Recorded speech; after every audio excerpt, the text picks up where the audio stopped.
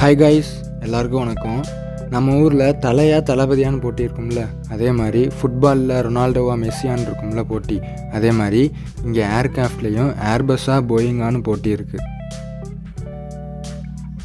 இதில் யார் பெரிய ஆள், ஏர்பஸ்ஸா போயிங்கா? ரெண்டுமே பெரிய ஆள் தான். ரெண்டு ஏர்கிராஃப்ட்டும் வானத்தில் பறக்கும்.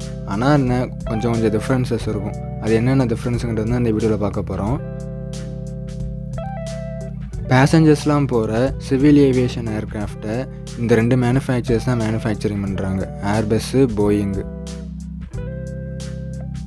இப்போது டிஃப்ரென்சஸ்ன்னு பார்த்தோம்னா அப்பியரன்ஸ் வைஸாகவும் இருக்குது, டெக்னாலஜிக்கல் வைஸாகவும் இருக்குது. இது ரெண்டையுமே நம்ம கொஞ்சம் டீப்பாக பார்ப்போம் வாங்க. First technological wise. இப்போது போயிங்கு, ஏர்பஸ்ஸு, போயிங் ஏர்க்ராஃப்ட் எல்லாம் ஆரம்பிக்கும்போது நம்பர் 7 ஆரம்பிக்கிற மாதிரி ஆரம்பிக்கும். அதாவது போயிங் 737, போயிங் 747, போயிங் 757 அது மாதிரி. இதெல்லாம் ஏன் போயிங் 7 ஆரம்பிக்கிறாங்கிறதுக்கு தனி வீடியோ போட்டிருக்கோம், லிங்க் டிஸ்கிரிப்ஷனில் கொடுக்குறேன், போய் பார்த்துங்க. ஏர்பஸ் ஏர்க்ராஃப்ட் எல்லாமே நம்பர் 3 ஆரம்பிக்கும். அதாவது A320, A330, A350 அது மாதிரி ஆரம்பிக்கும். இது ஏன் இப்படி 3 ஆரம்பிக்குதுன்னா, ஃபஸ்ட்டு A300ன்னு ஒரு ஏர்க்ராஃப்டை ஏர்பஸ் இன்ட்ரடியூஸ் பண்ணியிருக்காங்க. அந்த A300 ஏர்க்ராஃப்டோட பேசஞ்சர் கெப்பாசிட்டி எவ்வளோன்னு பார்த்தீங்கன்னா 300. அதனாலே A300ன்னு அதுக்கு பேரும் வச்சுருக்காங்க. அந்த 300 அந்த 3யை கண்டினியூ பண்ணுறதுக்காக இன்ன வரைக்கும் 320, 350 அப்படின்னு யூஸ் பண்ணிக்கிட்டு இருக்காங்க.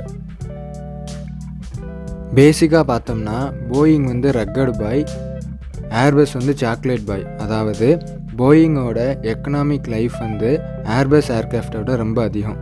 ஆனால் ஏர்பஸில் தான் ரீசன்ட் டெக்னாலஜிஸ்ன்னு சொல்லப்படுற ஃப்ளைபை வேர் டெக்னாலஜி இருக்குது. போயிங் எடுத்துக்கிட்டோம்னா போயிங்கில் ஃப்ளைபை கேபிள் இருக்குது. ஆனால் இந்த ஃப்ளைபை கேபிளுக்கு தான் ரிலையபிலிட்டி அதிகம். ஏன்னா ஏர்பஸில் இருக்க ஃப்ளைபை வயர் டெக்னாலஜியில் ஒரு காம்போனண்ட்டு ஃபெயில் ஆனால் கூட ஹோல் சிஸ்டமே ஃபெயில் ஆயிரும். ஆனால் போயிங்கில் இருக்க ஃப்ளைபை கேபிள் சிஸ்டத்தில் இந்த ப்ராப்ளம்லாம் கிடையாது. போயிங் ஏர்க்ராஃப்ட்டு ஏர்பஸ் ஏர்க்ராஃப்டோட கம்பேர் பண்ணையில் நிறையா இன்சிடென்ட்ஸ் அண்ட் ஆக்சிடென்ட்ஸ் ஆகியிருக்கு. காக்பீட் எடுத்துக்கிட்டோம்னா ஏர்பஸ் ஏர்க்ராஃப்டோட காக்பீட் ரொம்ப ஸ்பேஷியஸாக இருக்கும். அதே இது போயிங் ஏர்க்ராஃப்ட்டுக்கு அவ்வளோ ஸ்பேஷியஸாக இருக்காது. அதே காக்பீட்டில் ஏர்பஸில் சைட் ஸ்டிக் இருக்கும். இதை ஆப்ரேட் பண்ணுறதுனால பைலட்ஸுக்கு ஏர்க்ராஃப்டை ஓட்டுற ஃபீலிங்கே இருக்காது. இந்த ஃபீலிங்கை கொடுக்கறதுக்காக ஆர்டிஃபிஷியல் ஃபீல் சிஸ்டம்னு யூஸ் பண்ணுவாங்க. ஆனால் நம்ம போயிங் ஏர்க்ராஃப்ட் எடுத்துக்கிட்டோம்னா போயிங் ஏர்க்ராஃப்டில் கண்ட்ரோல் யாக் இருக்கும். இந்த கண்ட்ரோல் யாக் இருக்க காரணத்தினால பைலட்டுக்கு ஆட்டோமேட்டிக்காக ஏர்க்ராஃப்டை ஓட்டுற ஃபீலிங் இருக்கும். ஏர்பஸ் ஏர்க்ராஃப்டை பேசஞ்சர் கேரிங் அப்புறம் கார்கோ கேரிங்க்கு தான் யூஸ் பண்ணுவாங்க. ஆனால் அதே இது நம்ம ரக்கட் பாயான போயிங் ஏர்க்ராஃப்டை இது ரெண்டையும், அதாவது பேசஞ்சரையும் கேரி பண்ணுறதுக்கு யூஸ் பண்ணுவாங்க, கார்கோவையும் கேரி பண்ணுறதுக்கு யூஸ் பண்ணுவாங்க. இது ரெண்டையும் தாண்டி missile launching, rocket launching, shuttle carrying நிறையா பர்பஸுக்கு யூஸ் பண்ணுவாங்க. இது எல்லாம் டெக்னாலஜிக்கல் வைஸில் உள்ள வித்தியாசம். ஆனால் அப்பியரன்ஸ் வைஸில், அதாவது பார்த்த உடனே இது போயிங்கா இது ஏர்பஸ்ஸான்னு எப்படி சொல்கிறதுனா, முதல்ல ஏர்க்ராஃப்டோட விண்ட்ஷீல்ட்ஸ், அதாவது கண்ணாடியை வச்சு நம்ம சொல்ல முடியும். ஏர்பஸோட சைடு விண்ட்ஷீல்ட்ஸ் எடுத்துக்கிட்டோம்னா கிட்டத்தட்ட 90 டிகிரி பெர்பெண்டிகுலராக ஸ்கொயர் ஷேப்பாக இருக்கும்.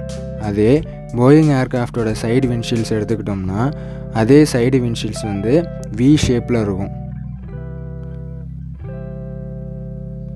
அடுத்து எப்படி கண்டுபிடிக்கலாம்னா, ஏர்க்ராஃப்டோட நோஸ் ஷேப்பை வச்சு ஏர்பஸ்ஸாக போயிங்கான்னு கண்டுபிடிக்கலாம். இப்போது ஏர்பஸ் ஏர்க்ராஃப்ட் எடுத்துக்கிட்டோம்னா நோஸ் ஷேப் ரவுண்டடாக கூர்மையாக இல்லாமல் இருக்கும்.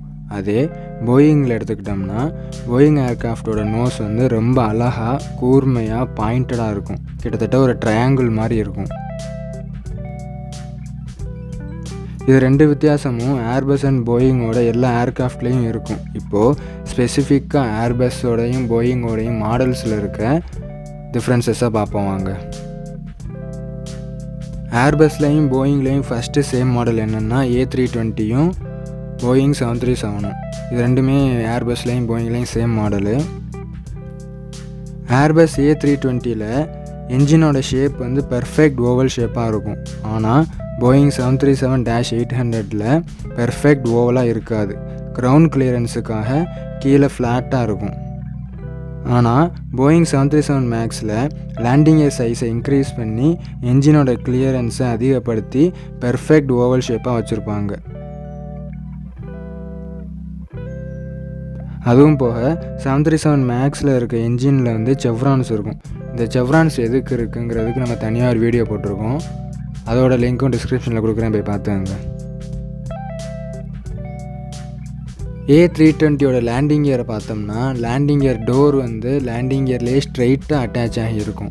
நம்ம போயிங் 737 பொறுத்த வரைக்கும் லேண்டிங் கியர் டோர் வந்து ஒரு கர்வ் ஷேப்பாக ஃபியூஸ்லேஜோடு போய் வந்து ஃப்ளஷ் ஆகுற மாதிரி ஒரு கர்வ் ஷேப்பாக அப்படியே அழகாக போய் அட்டாச் ஆகிருக்கும் landing gear door.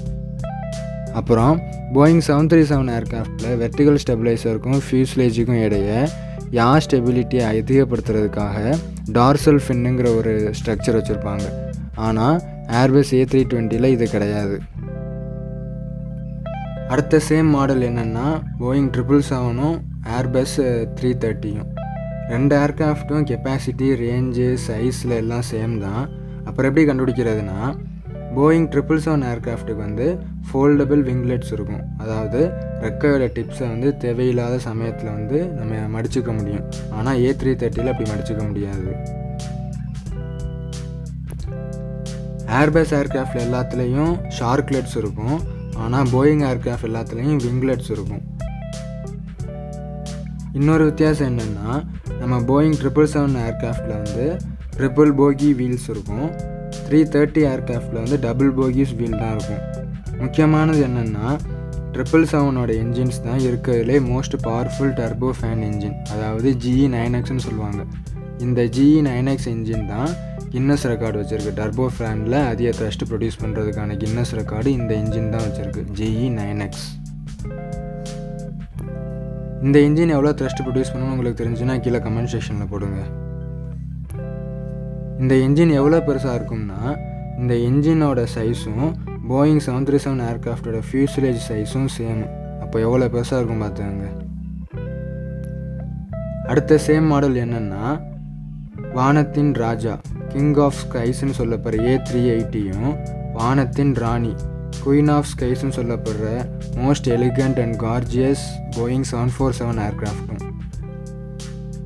Airbus A380 எடுத்துக்கிட்டோம்னா ஏர்பஸ் A380 வந்து டபுள் டெக்கர், அதாவது 2 மாடி ஏர்க்ராஃப்ட்.